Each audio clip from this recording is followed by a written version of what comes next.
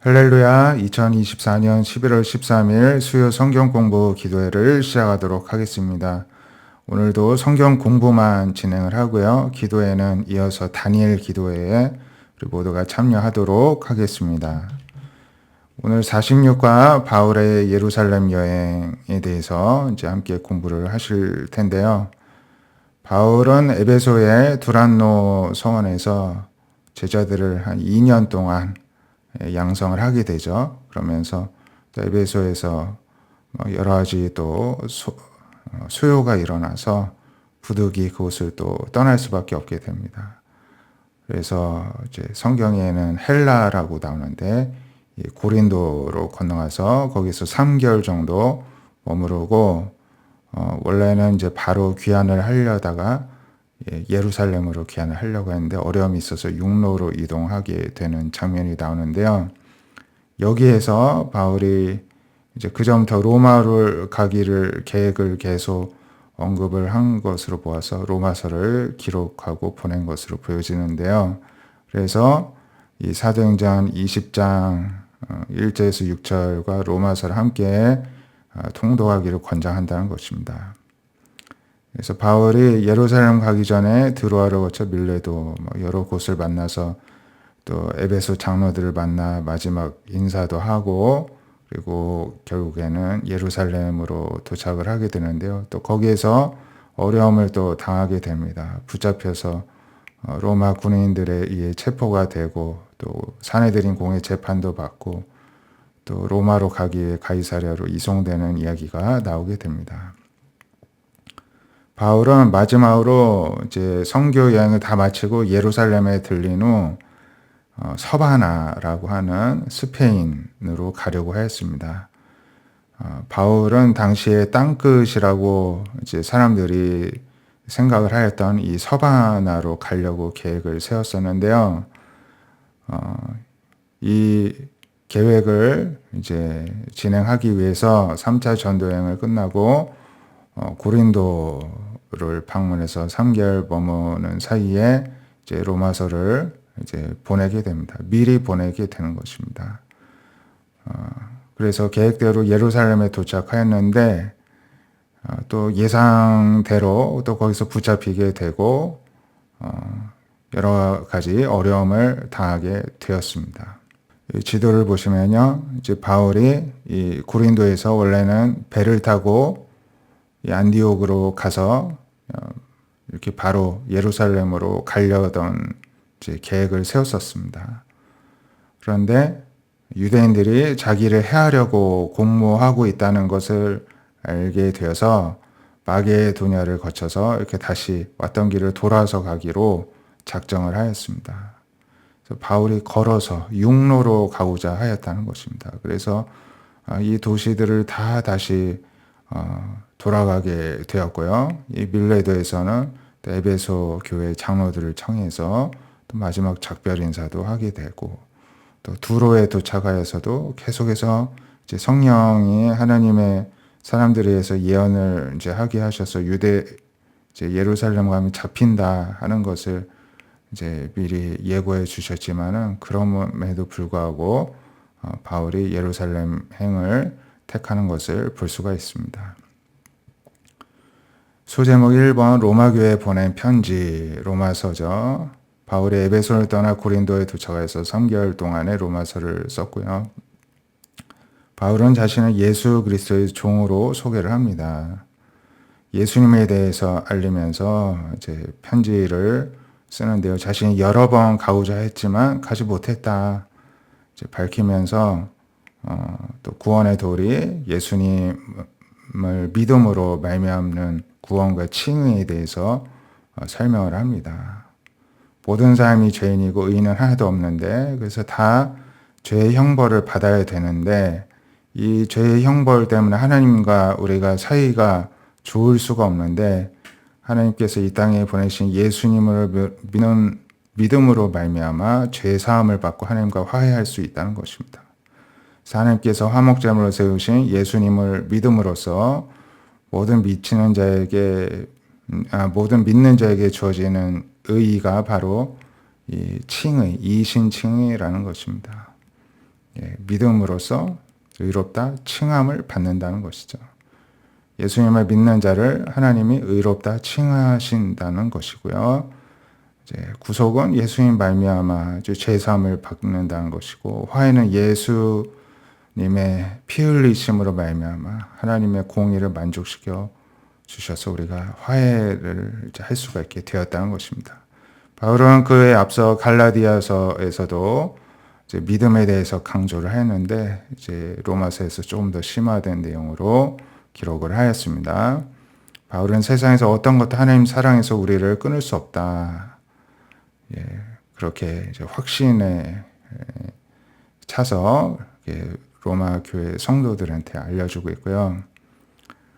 또한 내가 그리스도 안에서 그치지 않은 큰 고통이 있다 이야기를 하면서요. 무슨 고통이냐 하면은 나의 형제, 즉 골육의 친척을 위해서 내가 저주를 받아 그리스도에 끊어질지라도 원한다. 이제 유대인들이 예수님 믿고 구원받기를 자신이 저주를 받고 끊어질지라도 감수할 정도로 간절히 원한다는 것입니다. 이방인을 향한 간절한 마음도 있지만 유대인들에 대해서도 또 긍휼히 여기는 마음이 이제 가득 차 있었다는 것입니다. 자신을 쫓아다니고 괴롭히고 방해하는 유대인들의 모습을 통해서 과거 자신의 모습을 늘 보았을 것입니다. 그래서 그들을 불쌍히 여기는 그런 하나님의 마음을 가진 사람이었고요. 로마서를 쓴 이유는 이제 로마 성도들을 아직 못 만나봤기 때문에 자신의 소개를 합니다. 그리고 그들의 후원을 받아서 서바나로 가기 위해서 로마서를 쓴 것입니다.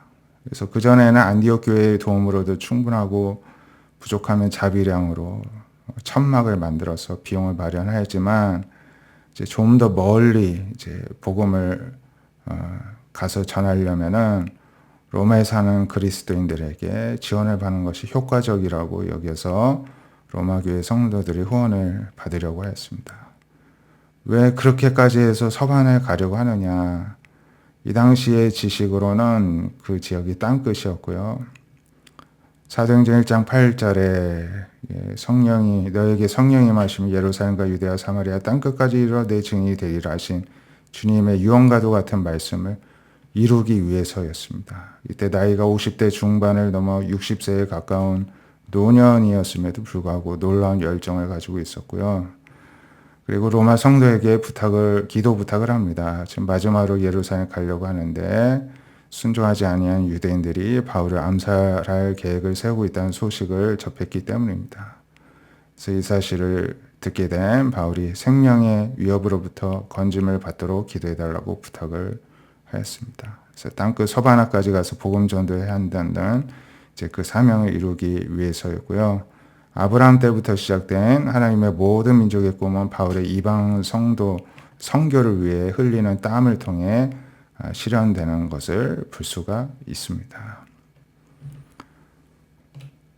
또한 두 번째 기도 제목은 예루살렘에 대하여 내가 섬기는 일을 성도들이 받을만하게 하고, 바울이 예루살렘에 방문하는 목적 중에 하나는 예루살렘의 어려운 성도들을 도와주기 위해서입니다. 이미 그동안 모금을 받아놓은 헌금을 전달하기 위해서였습니다. 근데 이 헌금을 전달한 과정에서 이 성도들이 부담으로 받던가 자존심 상하는 것이 아니라 받을만하게 해달라고 기도해달라는 것입니다. 그리고 이제 마지막으로 여러 사람에게 문안 인사하는 것으로 이렇게 서신을 마치고 있는데요. 그래서 로마서는 예수 그리스도의 종 바울은 이렇게 하면서 자신을 예수님의 종으로 설명을 하는데요.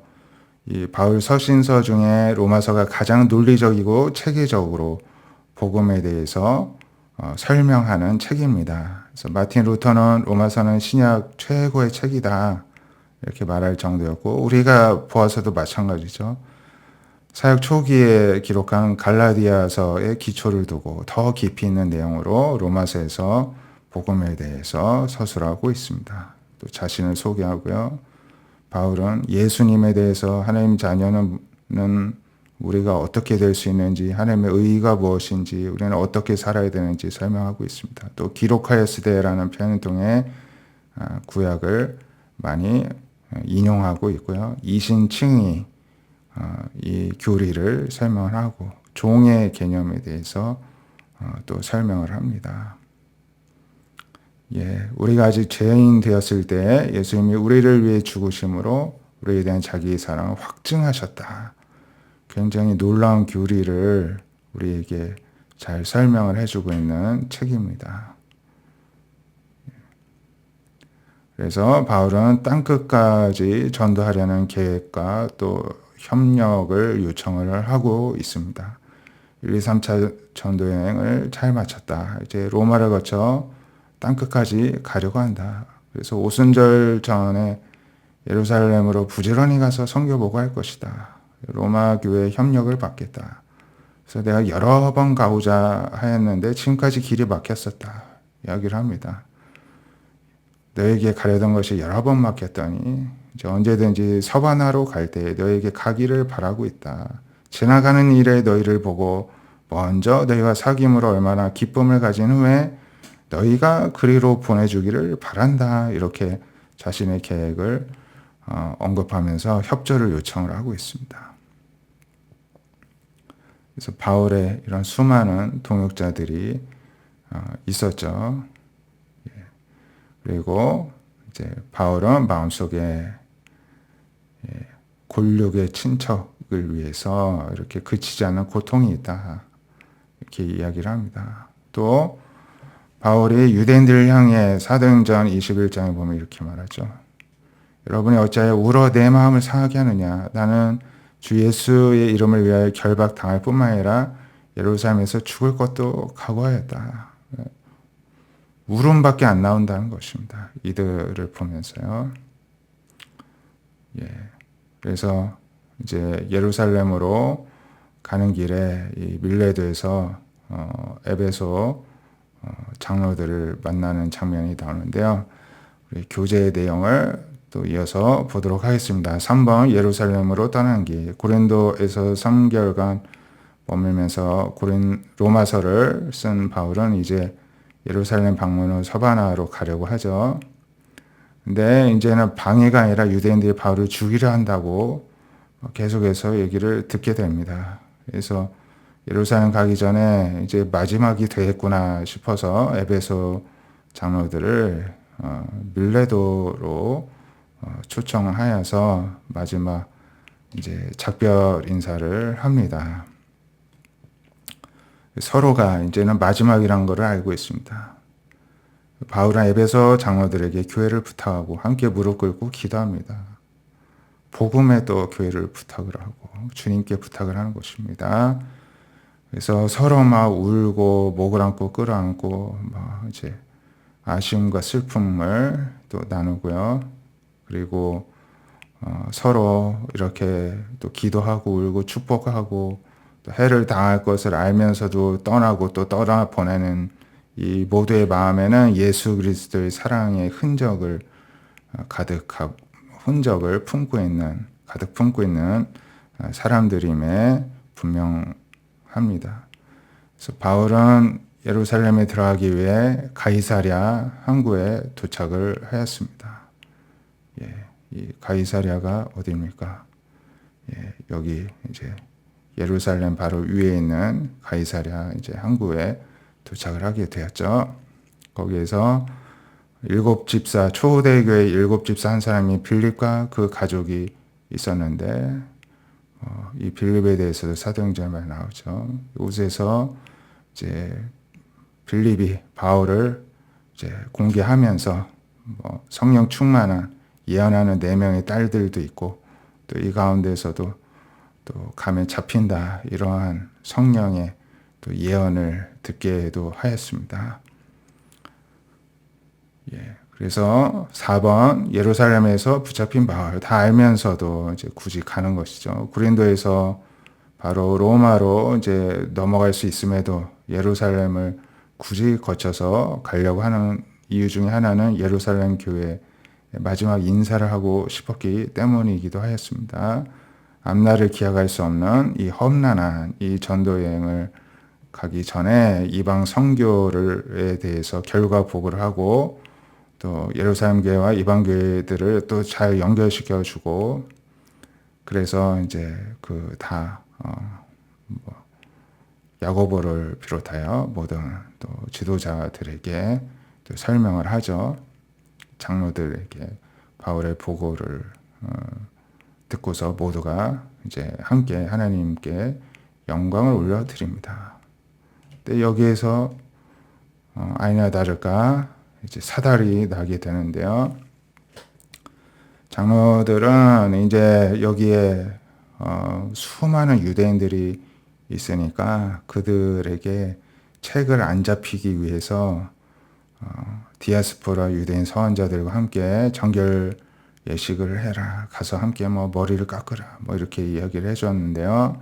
오해를 받게 됩니다. 뭐 얼마 전에 이제 뭐 이방인과도 같이 있는 것을 보고했기 때문에 이 서원자들도 이방인들인 줄 알고 바울을 성전 모독하였다. 이방인을 성전으로 끌어들였다 해가지고 막 끌고나 막 죽이려고 하죠. 그때 이제 로마 군인들이 막 이제 소동이 일어났다는 사실을 알고 이제 달려가가지고 이제 바울을 붙잡습니다. 그래서 로마 군인들의 손에 끌려던 바울이 이제 천부장한테 자신도 이제 로마 시민이다 막 하면서 얘기할 기회를 달라 해서 자기 동족들한테 막 설명을 하죠.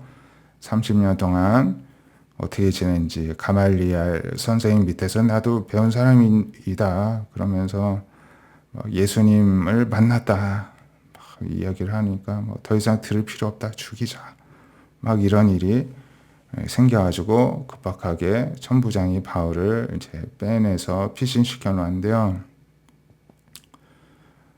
바울이 이제 5번 사내들인 공의 재판이다. 바울이 로마 시민인 것을 이제 알게 되었는데 자신은 이제 돈 주고 샀는데 바울은 나는 태어나면서부터 로마 시민 길리기아 다소 시민으로 태어났다 막 얘기를 하지 않습니까? 그러니까는 왜 그 로마 시민인데 유대인들이 난리인지 이제 알고 싶었습니다. 그래서 또 천부장에 의해서 이제 몸을 피신하게 된 바울은 또 무죄를 증명하겠다고 또 공회를 열어달라고 부탁을 했습니다. 그래서 이제 천부장이 공회를 열게 하죠. 그래서 이제 공회가 열렸는데요. 30년 전에는 스데반 집사가 공회에서 재판을 받으면서 그때 돌로 쳐 죽이는 이제 처형이 이루어질 때 바울도 있었습니다. 한 30여 년 지나서 이제는 그 스데반 집사의 자리에 바울이 서게 된 것입니다. 스데반과 똑같이 바울도 예수 그리스도를 증거합니다. 그러자 바울의 입을 치라 한 사람이 이야기를 하죠. 그 사람은 대제사장 아나니아였습니다. 일단 바울이 이 회칠한 다음이야 하나님이 너를 치시리다. 너가 심판한다고 앉아서 율법을 어기고 나를 치냐 막 합니다. 그랬더니만 너가 하나님의 대제사장을 욕하느냐 했더니 이제 바울이 내가 몰랐다. 그래서 하나님 세운 사람을 내가 더 이상 또 그렇게 대적하지 않겠다. 이제 하나님의 질서를 인정하겠다 이야기를 하죠. 그러면서 보니까는 다 이제 사두개파, 바리새파가 섞여 있는 것을 보았습니다. 그래서 사두개파는 어떤 부활을 부정하는 자였고 바리새파는 인정하는 자였습니다. 그래서 바울이 나는 바리새인입니다. 근데 이 부활을 내가 주장했다고 해서 내가 신문을 받습니다 했더니 이제 막 바리새파 사람들이 막 들고 일어나서 어떻게 이럴 수가 있느냐 막 자기네들끼리 막 싸우게 되었습니다. 그래서 결국에는 제대로 진행이 안 되고 천부장이 바울을 다시 이제 데리고 나오죠.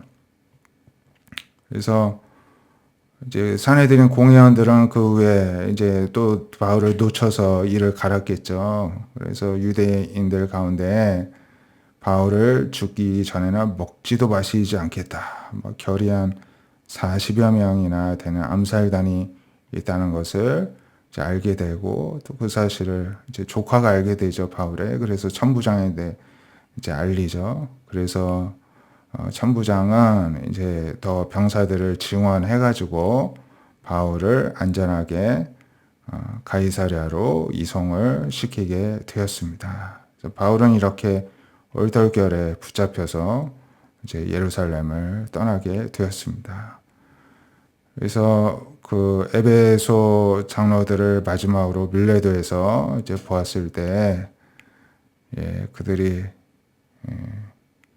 내가 여러분도 아는 바니 모든 겸손과 눈물과 또 유대인의 관계로 이제 늘 시험을 당했지만 참고 주를 섬긴 것과 3년이나 밤낮 쉬지 않고 눈물로 각 사람을 훈계하던 것을 기억하라 이야기를 합니다.